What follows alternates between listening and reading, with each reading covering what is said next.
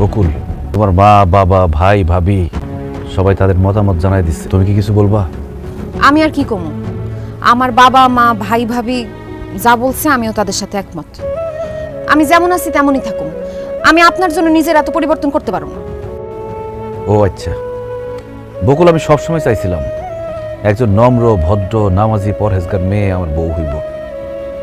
তোমার ছবি মোবাইলে প্রথমে দেখা আমার তোমার সেরকম মেয়ে মনে হয়েছে।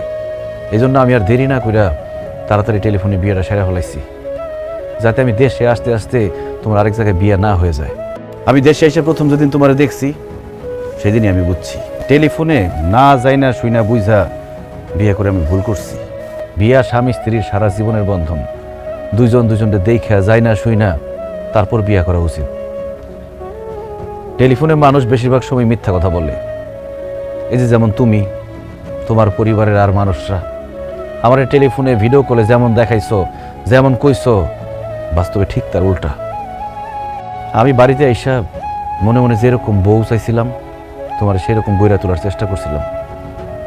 দেখো বকুল, কিছুদিন পরে আমাকে সন্তান হইব। একজন সন্তান কিন্তু তার মায়ের কাছ থেকে সত্যিকারের শিক্ষাটা পায়।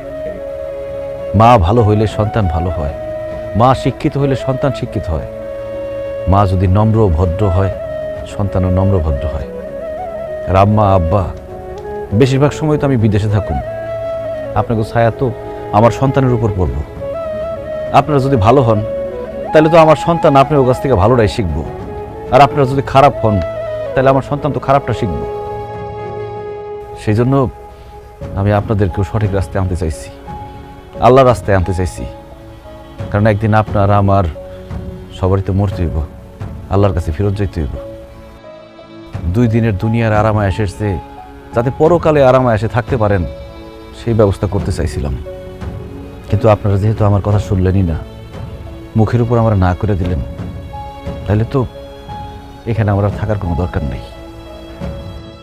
বকুল, কোনো বেনামাজি বেরোজগারি বেপর্দা মেয়ের সাথে আমি সংসার করব না।